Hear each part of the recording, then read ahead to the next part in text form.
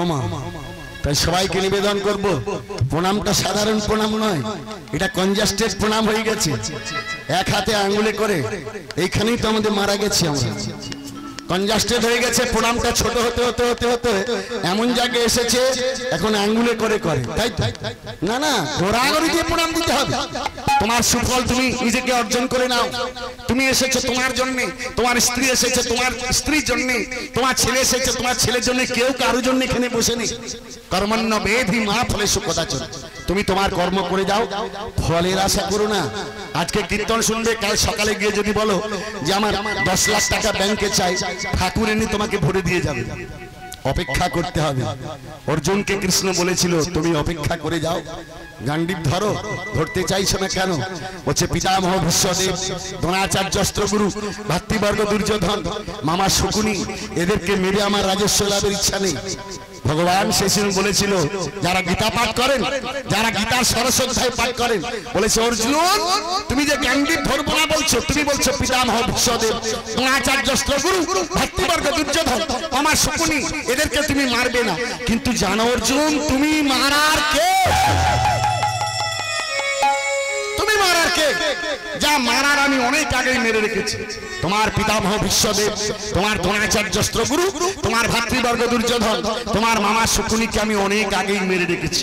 তুমি গান্ডীব ধরে থাকবে মাত্র, নিমিত্ত মাত্র গান্ডীব ধরে থাকবে। ধরো, ধরতে চাইছেন। আত্মার মৃত্যু হয় না অর্জুন, আত্মা একটা অবিনশ্বর দেহ, এর মৃত্যু নেই।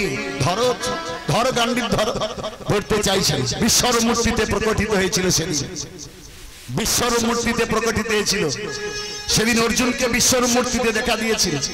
আরেকজনকে দেখা দিয়েছিল, কাকে? কারাগারে আমার মা দৈবকী দেখা দিয়েছিল। আরেকজনকে দেখা দিতে গিয়েছিল, সে অহংকারে দেখতে পেল না। কে? দুর্যোধন। দুর্যোধনকে দেখা দিতে গিয়েছিল। দুর্যোধন এক কাজ করো, ভাই ভাই ঝগড়া করে কি করবে, একটা মীমাংসা করে নাও। পাশে বসেছিল একজন, কে? মামা শকুনি। মামা শকুনি বলছে যে কৃষ্ণ মীমাংসা করতে এসেছে, আরে কে আছিস, একে রাজবাড়ি থামে বেঁধে রাখ। একটা কথাতে 18 দিনের যুদ্ধ। ওই কথাটা যদি না বলতো তবে কিন্তু যুদ্ধটা হতো না। কিন্তু মামা শকুনের ইচ্ছা ছিল যুদ্ধটা লাগাবোই। কেন? মামার কি স্বার্থ ছিল? পিতৃ হত্যার প্রতিশোধ তোলা। ওর বাবা সুবলকে তিল তিল করে মেরেছিল। 100 পুত্র, সুবল রাজার 100 পুত্র। সুবল রাজা মারা গিয়েছিল যখন, তখন যখন কারাগারে দিয়েছিল, বাবার পিতৃ হত্যার প্রতিশোধ কে তুলতে পারবি বলেছিল। শোন, 3 খানা করে রুটি দেয়, এই 3 খানা রুটি থেকে আর পেট ভরবে, একজনকে বাঁচিয়ে রাখবো। তা বল পিতৃ হত্যার প্রতিশোধ কে তুলতে পারবি? যে নিজের হাতে পিঠে নাম লিখতে পারবি সেই পারবি। এতগুলো ভাই কেউ নিজের হাতে নাম লিখতে পারেনি পিঠে, কিন্তু মামা শকুনি পেরেছিল। কিরকম? এত চতুর ছিল, একটা দেওয়ালে নিজের নামটা লিখে পিঠটাকে ঠেসে দিয়েছিল। বলে একমাত্র তুই পারবি রে শকুনি। মামা শকুনি ওকে বলেছিল তুই পারবি পিতৃ হত্যার প্রতিশোধ তুলতে। পিতার সেই প্রতিশোধের আগুনটা ধাও ধাও করে জ্বলছিল তার মধ্যে। ওমা, এই জন্য বলেছিল কি আছিস, ওকে রাজবাড়ি থামে বেঁধে রাখ। কারণ ছাড়া কিছু হয় না। হরি বল, হরি বল। তাই আপনাদের সবাইকে নিবেদন করব, সেই একটা কথার জন্য 18 দিনের যুদ্ধ। ভগবানকে বাঁধা যায় কি গো? মানতে পারবেন ভগবানকে? হ্যাঁ, বাঁধা যায়। এমনি লোককে বাঁধতে গেলে লেখা লেগে যাবে। ভগবানকে অতি সহজেই বাঁধা যায়। ভক্তি দিয়ে, প্রেম দিয়ে ভগবানকে অতি সহজে বাঁধা যায়। যার প্রেম আছে, যার ভক্তি আছে, যার ভালোবাসা আছে, সেই কিন্তু ভগবানকে বাঁধতে পারবে। এটাই তো আমাদের নিয়ম, আমাদের সমাজে এটাই নিয়ম। ভক্তি দিয়ে ভগবানকে বাঁধতে হবে। ঐশ্বর্য দিয়ে ভগবানকে বাঁধা যাবে না, প্রেম দিয়ে ভগবানকে বাঁধা যাবে না। অতুল ঐশ্বর্য যদি ঢাকা দিয়ে রাখতে পারেন, 3 তলা 4 তলা মন্দির করে দিতে পারেন, ভগবানকে বাঁধতে পারবেন না। ও কামনা নয়, বাসনা নাই, ন ধনং ন জনং ন কবিতাং সুন্দরীশ জগদীশ কাময়ে মম জন্মানি জন্মেশ্বর ভবতা ভক্তি হইত কীর্তন। ঠাকুরের মন্দিরে সবসময় বলতে হবে, ঠাকুর তোমার কাছে ধন চাই না, তোমার কাছে জন চাই না, তোমার কাছে কাব্য প্রতিভা চাই না, শুধু এক নিমেষের জন্য তোমার শ্রী রাঙাচরণ চাই। এই বলে যদি সবাই মিলে দাঁড়াতে পারেন, ওর কৃপা হবেই হবে, হতেই হবে কৃপা। এই জন্য সবাইকে নিবেদন করব, এক হাতে কোনোদিন গোবিন্দ দর্শন হবে না, এক হাতে প্রণাম হবে না। একসঙ্গে গোবিন্দ দর্শন করতে গেলে আপনারা এখানে প্রণাম করছেন, আমি দেখলাম সবাই সোজাসুজি ভগবানকে প্রণাম করছেন। ভগবান কোনদিন সোজা প্রণাম নেয় না। ভগবানকে প্রণাম করতে গেলে বাঁ দিকে রেখে প্রণাম করতে হবে, সেটা হবে আসল প্রণাম। ভগবানকে সবসময় পায়ে রেখে প্রণাম করবেন, ভগবান থেকে এদিকে আপনি এইভাবে প্রণাম করবেন, তাহলে তার চরণের সঙ্গে ভক্তের চরণ কোনোদিন মিশবে না। এই জন্যে পায়ে রেখে ঠাকুরকে প্রণাম দিতে হয়। কিছু কথা শিখে রাখুন, সারা জীবন কীর্তন শুনে মনে হবে যে এমন একটা জিনিস শুনলাম, সেটা আমার হৃদয়ঙ্গম হয়েছে, আমি সেটা প্র্যাকটিক্যাল কাজে লাগাতে পারবো। এই জন্য সবাইকে নিবেদন করবো, একবারের জন্য এক হাতে নয়, দু হাত তুলে হরিধ্বনি উলুধ্বনি দিয়ে নৌকা ঘড়ি নামের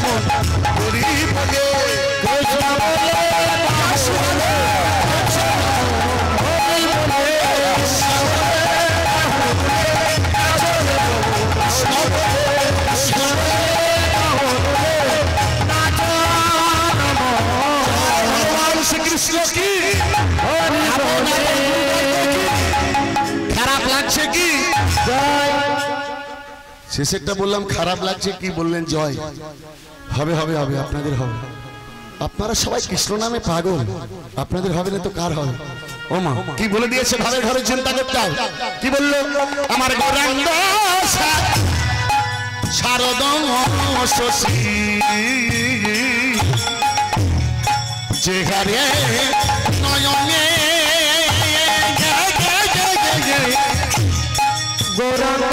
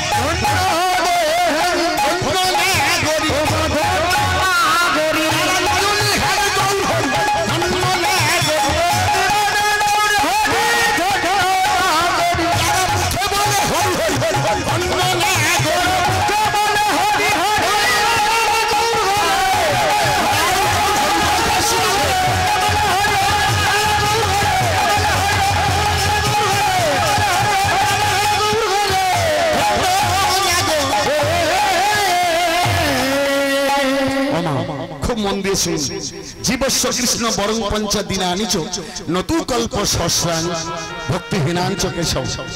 যারা দুদিনের জন্য বেঁচে আছে তাদের কৃষ্ণ নাম করে, বেঁচে থাকার সার্থকতা আছে।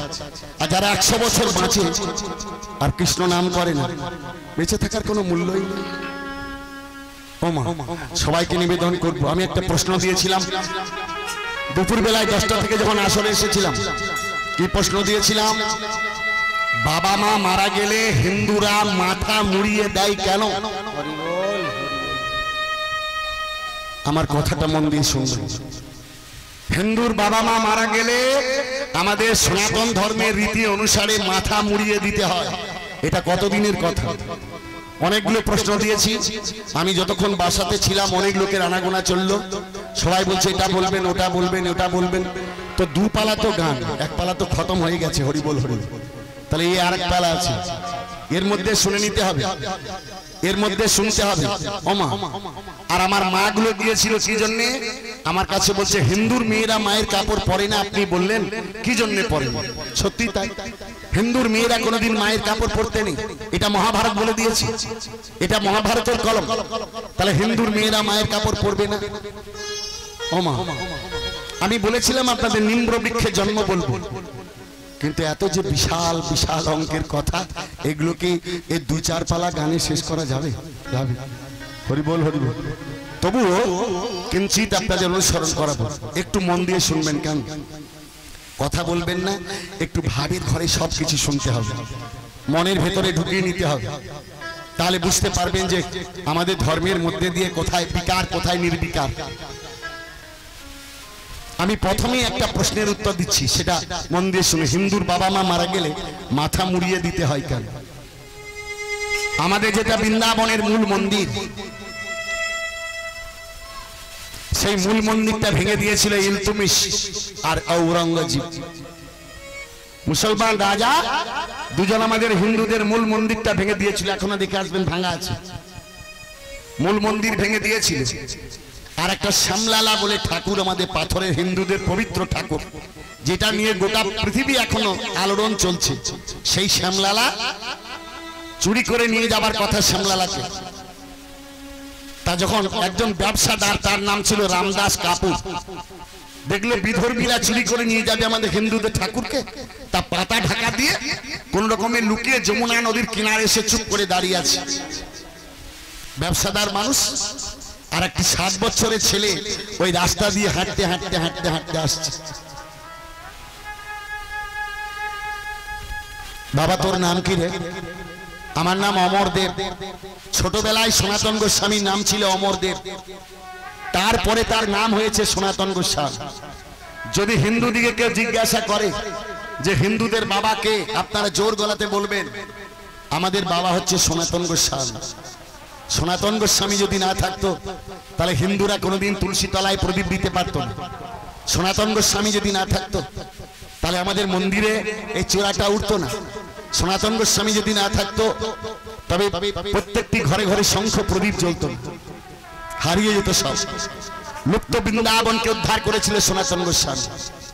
তাই কৃপা করে আমার কথাটা শুনবেন। ছোট্ট ছেলে অমরদেব, যার নাম সনাতন গোস্বামী, তাকে বলল বাবা আমার একটা কথা রাখবি, আমাদের হিন্দুদের এই ঠাকুরটাকে তুই লুকিয়ে রাখতে পারবি? বলে হ্যাঁ গো, আমি 7 বছরের ছেলে, আমি কি করে সেবা দিতে জানি না, আমি কি করে করব? বলে বাবা একটু লুকিয়ে রাখবি না? আমি ব্যবসাদার মানুষ, আমি তো কিছু জানি না, তা আমার একটা কথা রাখ। বলে বেশ দিয়ে যাও। তবে বাপু শোনো, আমি ভালো করে পুজো দিতে পারবো না, আমি তো ছোট্ট ছেলে, 7 বছরের বয়স, আমি কি করে ঠাকুর সেবা করব? বলে তুই যেমন করে পারিস করবি। পাতার ছাউনি করে যমুনা নদীর কিনারে ওই শ্যামলালাকে রেখে দিয়েছে। প্রত্যেকদিন ভিক্ষে করে নিয়ে আসে, ভিক্ষে করে নিয়ে এসে পোড়া পোড়া রুটি তৈরি করে, আর যমুনা নদী থেকে শাক তুলে নিয়ে এসে শাক ভাজা করে। কোনদিন নুন লবণ হয়তো হয়, আর কোনোদিন হয় না। ওই পোড়া পোড়া রুটি আর শাক ভাজা দিয়ে প্রত্যেকদিন ঠাকুরের সামনে নামিয়ে দেয়। আর শ্যামলালা সেটা মহানন্দে সেবা করে, কিন্তু আমার সনাতন গোস্বামী দেখতে পায় না। এই করে করে 45 বছর দিচ্ছে সনাতন গোস্বামী পোড়া রুটি আর শাক ভাজা। হঠাৎ করে একদিন ওই মন্দিরের দরজা থেকে একজন বলছে, সনাতন, এই সনাতন, প্রত্যেকদিন ওই পোড়া পোড়া রুটি আর শাক ভাজা দিস, আমার ভালো লাগে না। পাথরের মূর্তিটা বলছে, পাথরের মূর্তিটা বলছে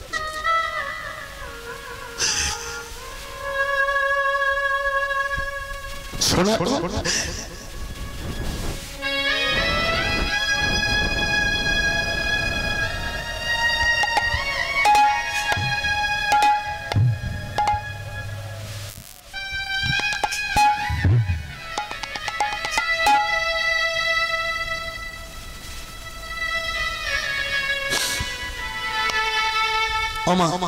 খুব মন দিয়ে অনুরাগ দিয়ে কথাটা শুনবেন। একটা পাথরের মূর্তি বলছে সনাতন, প্রত্যেকদিন শাক ভাজা আর পোড়া পোড়া রুটি আমার ভালো লাগে না রে।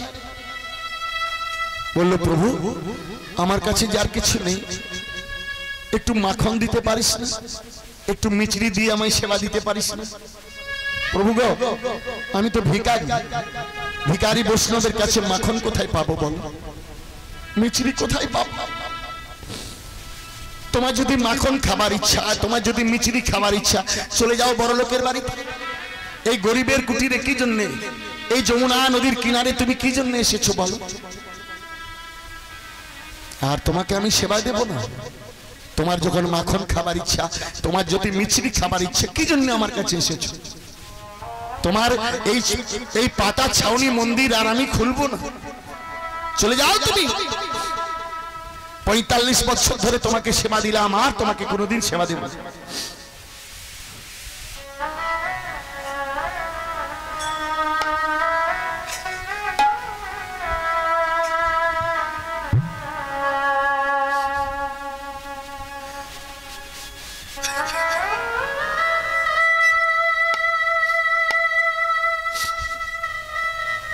মন্দিরে দরজায়, মন্দিরে দায় হাওয়া করে কাঁদছে,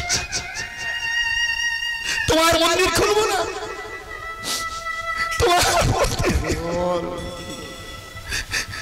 তোমার মন্দির আর খুলবো না। 3 দিন মন্দিরটাকে বন্ধ করে দিয়েছি, পাতার ছাউনিকে 3 দিন বন্ধ করে দিয়েছি। ভেতর থেকে পাথরের মূর্তিটা বলছে, সনাতন দরজাটা খুলে দে না বাবা, দরজাটা খুলে দে, আমার বড় খিদে পেয়েছে। তুমি না প্রভু বলেছিলে, বাইরে থেকে বলছে সনাতন যে তোমার মাখন খাবার ইচ্ছা, তোমার নাকি মিচড়ি খাবার ইচ্ছা, কি জন্য এসেছো? আমি তোমার দরজা খুলবো না, আমি দরজা খুলবো না। সনাতন খুলে দে না বাবা, আমার খুব খিদে পেয়েছে, ওই পোড়া রুটি আর শাক ভাজা আমায় দিবি না, দে। অভিমান করে দরজাটা যেই না খুলে দেখলো, পাথরের চোখে জল। পাথরটা কাঁদছে। অভিমানী ভক্ত অভিমান করে তার গায়ের উঙ্গলিটা নিয়ে গিয়ে পাথরটা চোখগুলোকে মুছিয়ে দিয়ে বলছে, প্রভু তুমি কাঁদছো প্রভু। পাথরের মূর্তিটা বলছে, হারিয়ে দিলি রে, হারিয়ে দিলি বাবা, আজ আমায় হারিয়ে দিলি বাবা, আজ আমায় হারিয়ে দিলি রে। ঠাকুর, ও ঠাকুর, আমি কি কোনো অন্যায় করেছি? না বাবা, আজকে ভক্তের কাছে আজকে ভগবান হেরে গেছে, ভক্তের কাছে ভগবান হেরে গেছে। আমার পোড়া রুটি আর শাক ভাজা দিন বাবা, বড় খিদে পেয়ে গেছে। যমুনা নদী থেকে শাক এনে ভেজে দিয়েছে, আর বৃন্দাবনে ভিক্ষে করে পোড়া পোড়া রুটি আর সেই রুটি তৈরি করে প্রভুকে দিয়েছি। এই করে 96 বছর আবার শুরু করলো। 96 বছর যখন বয়স হয়ে গেছে সনাতন গোস্বামী, সেই সময় বিছানায় শুয়ে আছে, আর ওঠার ক্ষমতা নেই। প্রত্যেক দিন একটা ফুলের মালা আমার সনাতন গোস্বামী শ্যামলালাকে পরিয়ে দেয়। আজকে মালাটা গেঁথেছে, কিন্তু দেবার ক্ষমতা নেই, উঠতে পারছে না। 96 বছর বয়স হয়ে গেছে, আর ওঠার ক্ষমতা নেই। বিছানায় শুয়ে শুয়ে শুধু বলছে, প্রভু, ও প্রভু, প্রভু গো, প্রত্যেক দিন তোমাকে মালা পরিয়ে দিই, আজকে কি মালা পরাতে পারবো না? আজকে কি আমার সেই দিনটা হবে না? আজকে আমার কি দুর্দিন হবে প্রভু? তুমি যদি সত্যি পাথরের মূর্তি না হও, আর আমি যদি তোমাকে 96 বছর এই মালা পরিয়ে আসি, তবে আমার বিছানার সামনে তোমাকে মন্দির থেকে হাঁটতে হাঁটতে এসে আমার বিছানার সামনে মালাটাকে পরে নিতে হবে। সত্যিকারে যদি তুমি প্রেমের পূজারী হও, আমি সেবা করে থাকি, তবে আমাকে আমার মালাটা তোমায় নিতেই হবে প্রভু। ভক্তের করুণ আর্তনাদ একবারে ভেতর ঘরে আঘাত করে দিয়েছে, অন্তরটাকে ফালা ফালা করে দিয়েছে। পাথরের মূর্তিটা হাঁটতে হাঁটতে হাঁটতে হাঁটতে এসে সনাতন গোস্বামীর বিছানার সামনে বসে বলছে, সনাতন মালাটা পরিয়ে দে না বাবা। বলছে, প্রভু মাথাটা নামাও। আহা, ভালো করে লক্ষ্য করে শুনেন কথা।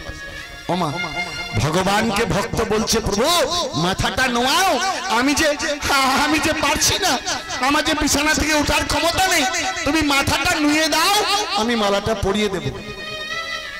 ভগবান ও ভক্তের কাছে মাথা নোয়ায়, ভগবান ও ভক্তের কাছে মাথা নোয়ায়। মাথাটাকে নামিয়ে দিয়েছে, যেই ভগবান মাথাটাকে নামিয়ে দিয়েছে, আর সনাতন গোস্বামী ফুলের মালাটা আমার শ্যামলালাকে পরিয়ে দিয়েছি, অনুরাগের মালা।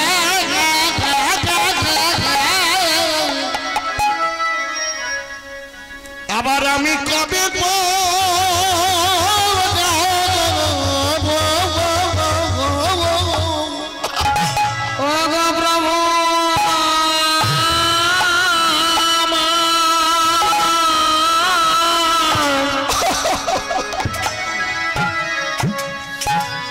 অনুরাগের মালা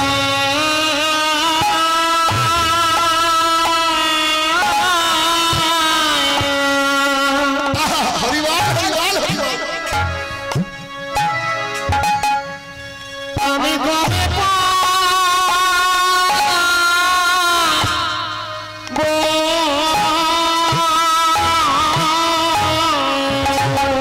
বলি সেদিনই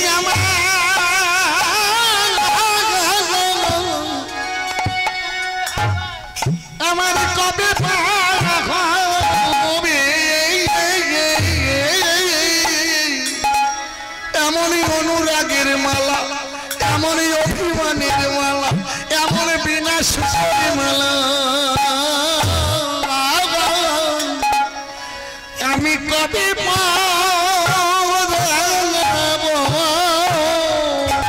বলি সেদিন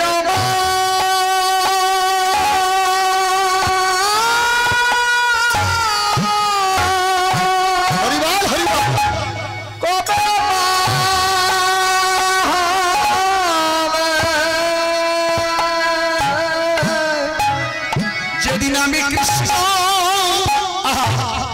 কৃষ্ণ বলে আমি কাঁদিতে পারিব,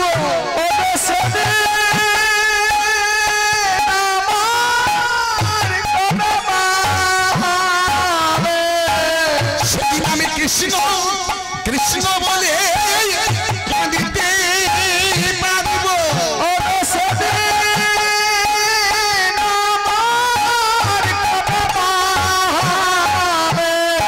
আমি কৃষ্ণ কৃষ্ণ বলে আমি কাঁদিতে পারিব,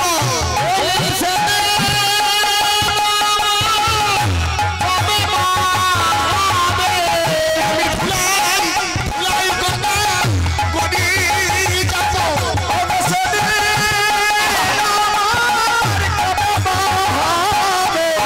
কৃষ্ণ কৃষ্ণ বলে কাঁদিতে পারিব,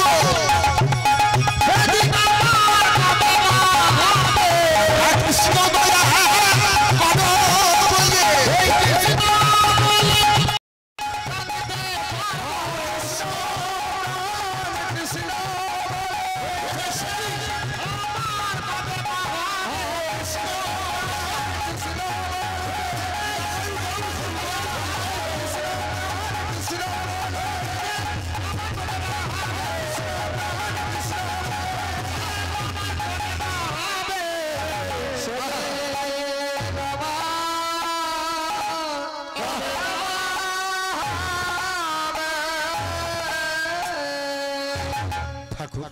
সেই দিনটা আমার কবে হবে?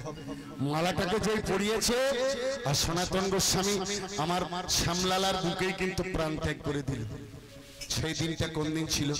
খুব মন দিয়ে শুনবেন। সেই দিনটা ছিল হিন্দুদের সবচেয়ে পবিত্র দিন। সেই দিনটা, সেই তিথিটা ছিল ব্যাসদেবের জন্মতিথি। সেই দিনটা ছিল ব্যাসদেবের জন্মতিথি। সেই দিন সনাতন গোস্বামী দেহত্যাগ করলো। সেই দিনটাকে হিন্দুরা কি বলে? গুরু পূর্ণিমা। মনে থাকবে? সেই দিনটাকে বলে গুরু পূর্ণিমা। এই গুরু পূর্ণিমার দিনে সনাতন গোস্বামী দেহত্যাগ করেছিল। সেদিন ছিল ব্যাসদেবের জন্মতিথি। আর এই দিনটা ছিল আষাঢ় মাসের পূর্ণিমা, যেটাকে হিন্দুরা বলে মরিয়া পূর্ণিমা। কেন? বাবা মারা গিয়েছে বলে গোটা বৃন্দাবনবাসী, কি ছেলে কি মেয়ে, সবাই এসে সনাতন গোস্বামী সমাধিতে চুলগুলো মুড়িয়ে দিয়ে সমাধিতে দান করেছিল। চুল মুড়িয়ে দিয়েছিল বলে সেই পূর্ণিমাটার নাম হচ্ছে মরিয়া পূর্ণিমা। সকলের জানা দরকার আমরা গুরু পূর্ণিমা জানি না, আমরা অক্ষয় তৃতীয়া কাকে বলে জানি না, আমরা এলইডি লাইট দিয়ে সাজাই আমরা জানি না যে দীপাবলি কাকে বলে। আমরা কেবল এখন সোশ্যাল মিডিয়াতে ইন্টারনেটে কিছু কথা শুনে সেই কথাগুলোতে ভুলে গেছি। এখন বলছে ডিজিটাল ইন্ডিয়া। এই ডিজিটাল ইন্ডিয়ার যুগেই তো মা বাবারা বেশি খেতে পাচ্ছে না। ডিজিটাল ইন্ডিয়ার যুগেই তো বাবা মাকে ধরে ধরে ছেলেরা মারছে। এই ডিজিটাল ইন্ডিয়া বলেই তো ভারতবর্ষে এই হাজার হাজার মা রেস্টুরেন্টে, রাস্তায়, রেল স্টেশনে ভিক্ষে করছে। ডিজিটাল ইন্ডিয়ার হওয়ার আগে কোনো মা ভিক্ষে করতো না। এই এত শিক্ষিত হয়েছে, এখন প্রফেশনালি বলছে এই এমন এত শিক্ষিত হয়েছে, সেই ছেলেটাই বেশি মা বাবাকে খেতে দেয় না। মূর্খ ছেলেগুলো খেতে দেয়, শিক্ষিত ছেলেগুলো বেশি মা বাবাকে ফেলে দিয়ে ফরেন কান্ট্রিতে ফ্ল্যাট নিয়ে থাকে, আর দুর্দশা শেষ থাকে না। মাটা বৃদ্ধাশ্রম বাসী হয়ে গেছে। যেদিন তুলসীদাস সেই জন্য বলেছিল, তুলসীদাস 600 বছর আগে বলেছিল মা বাবা রাস্তায় রাস্তায় ভিক্ষে করবে আর আমার শালো সম্বন্ধীদের খাবার পেট থাকবেন। 600 বছর আগে কার কলম, আজকে তাই ভুলে গেছে। ওমা কথা বলতে গেলে শেষ হবে না, একটা পালাতেই তো অনেক সময় নিতে পারবো না, অনেক কিছু কথা বলতে হবে। তাই সবাইকে বলবো, আমার কাছে অনেক প্রশ্ন রয়েছে যে এটা বললে ভালো হতো, ওটা গঙ্গা জলে পোকা হয় না কেন, আমার বাবা বলেছিলেন। কিন্তু এত সময় কোথায়, এত সময় কোথায়, সময় তো নেই। রাধে একটুখানি কথাগুলোকে প্রাঞ্জল ভাষায় আমি আপনাদের শোনাবো। আমি প্রশ্ন করেছিলাম বাবা মা মারা গেলে মাথা মুড়িয়ে দিতে হয় কেন? সেই স্মৃতিকে বহন করে, এখনো হিন্দু ধর্মে সেই স্মৃতিটাকে বহন করে।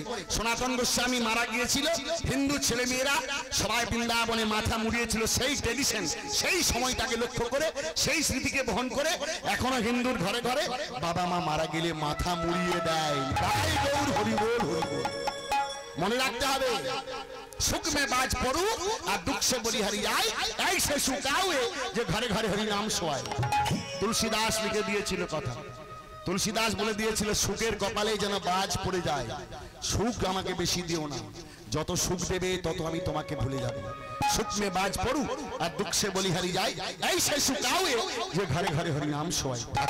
আমার একটা কথা রেখো ঠাকুর, আমাকে সুখী করে দিও না, তবে এমন একটা মানুষ খুঁজে পেলাম না যে আমার বোঝা বইবে। একবারে হৃদয় মন্দিরে ঢুকিয়ে নেবেন কথাটা। এমন একটা মানুষ খুঁজে পেলাম না আমার বোঝা বইবে। এমন একটা মানুষ খুঁজে পেলাম না আমার বোঝা বইবে। এমন একটা মানুষ খুঁজে পেলাম না আমার বোঝা বইবে। এমন একটা মানুষ খুঁজে পেলাম না আমার বোঝা বইবে। সেদিকে তাকাই আমি কৃষ্ণ নামের বৈগধন, যেদিকে তাকাই আমি কৃষ্ণ নামের বৈগধনে। সেদিকে তাকাই আমি কৃষ্ণ নামের বৈগধন।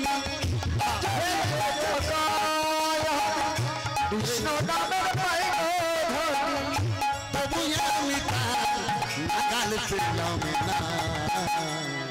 এই এমন একটা মানুষ খুঁজে পেলাম না আমার বোঝা বইবে। এমন একটা মানুষ খুঁজে পেলাম না আমার বোঝা বইবে। এমন একটা মানুষ খুঁজে পেলাম না আমার বোঝা বইবে। যেদিকে তাকাই আমি করি ধ্বনি গাই সে তাকাই আমি হরি ধ্বনি হলো ধ্বনি। যেদিকে তাকাই আমি হরি ধ্বনি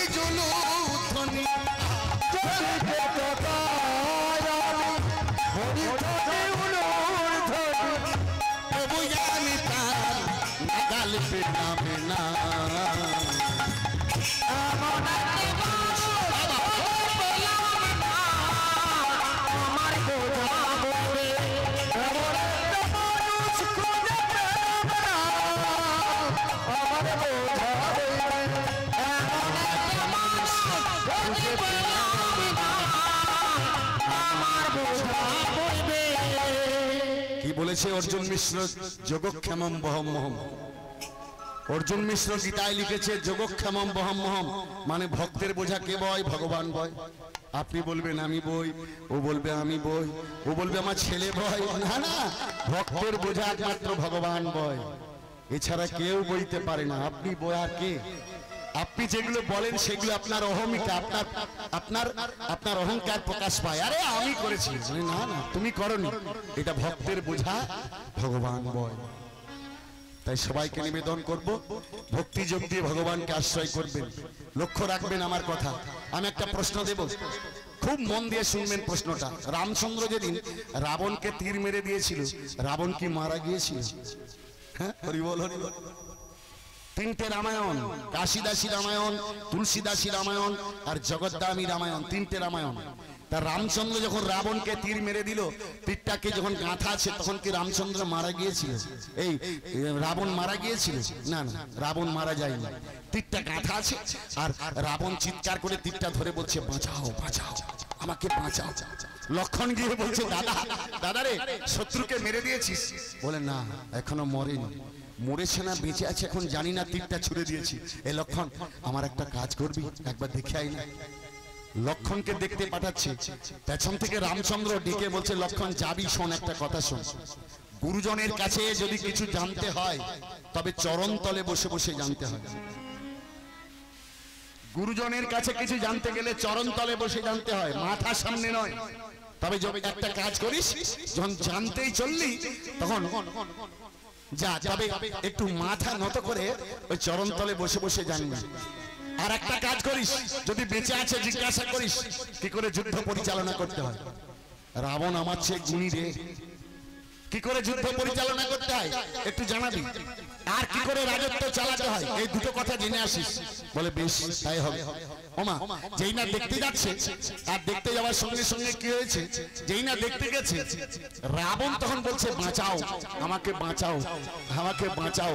সেই সময় রাবণ যখন বলছে আমাকে বাঁচাও বাঁচাও, লক্ষণ যেই না দেখতে এসেছে, লক্ষণকে দেখে রাবণ হাত ইশারা করে বলছে এসো জামাই। রাবণ বলছে লক্ষণকে, বলছে এসো জামাই। বাহ, কিছুক্ষণ পরে বলছে বসো ভাই। একটা লোককে দুটো সম্পর্কতে ডাকলো, প্রথমে বলেছে এসো জামাই, বসতে দিয়েছে, তখন বলছে বসো ভাই। কিছুক্ষণ পরে বলছে ঘরের সব ভালো আছে তো বিয়াই? হরি বল হরি বল হরি বল। একটু আপনাদের মেমোরিতে ঘুরুক, তারপরে আমি অ্যানসারটা দেব। আপনারা একটু আলোচনা করুন না, দেখুন কি হয়, কি বেরোয়। একটা লোককে তিনটে সম্পর্কতে ডাকলো, প্রথমে বলেছে এসো জামাই, বসতে দিয়েছে, তখন বলছে বসো ভাই। কিছুক্ষণ পরে বললো ঘরের সব ভালো আছে তো বিয়াই। কোনো দাঁত কথা নয়, কোনো কবিয়ালি ছন্দ নয়। তিনটে রামায়ণ থেকে প্রমাণ করে দেব যে লক্ষণের সঙ্গে রাবণের তিনটে সম্পর্ক কি কি। অনুরাগ দিয়ে কথাগুলো শুনতে হবে। যাই হোক, এখানে সত্যি অনুরাগী ভক্ত আছে। আমি দিনের বেলায় যে আসরটা পেয়েছি সেটা খুব ভালো, ভক্তি যোগের আসর, একেই বলে আসর। ভক্তি যোগ থাকবে, ভক্তি প্রেম যদি না থাকে সে আসরে গান করে মজা নেই। ভক্তিটাই হচ্ছে ভগবানকে পাওয়ার একমাত্র লক্ষণ। আর ভক্তি প্রেম যদি না থাকে তবে ভগবানকে পাওয়া যায় না। তুমি যতই চেষ্টা করো রে মন, ভক্তি নেই ভগবান নেই। কর্মণ্য, কর্মের মাধ্যমে ভগবানকে আশ্রয় করো। যাই হোক, আপনার আলোচনা করুন একটু, তারপরে আমি উত্তরটা দেব যে তিনটে সম্পর্ক কিসে কিসে বাঁধা ছিল। রাধে রাধে। এখন কি বলেছে দেখুন, ভাবের ঘরে চৈতন্যময় পুরুষ বলে দিল, কি বললো, কে যাবি নদিয়া বাসে, নদিয়া বাসে আমার গৌরাঙ্গ দশে, আমার গৌরাঙ্গ দশে, তবে সে জুড়া দেখিয়া